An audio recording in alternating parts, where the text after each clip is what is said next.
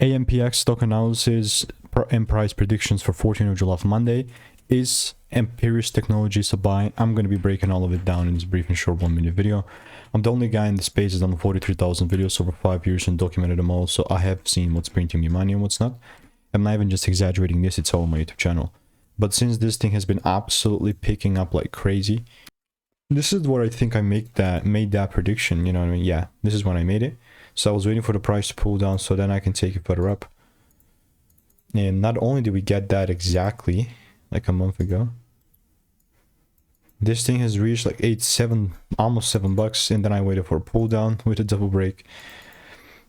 Crazy part about this fact is that if it still does not pull down and shows me what I want to see, then I'm not going to immediately buy. Like, we can argue you could already probably potentially buy here, but I want to see a pull down and then a break above it for this to be valid, you know what I mean? So I'll keep you updated, still waiting, not forcing no trades. If you want to stay tuned and want to get my free money making emails and insights, click the first link in the description, it's free.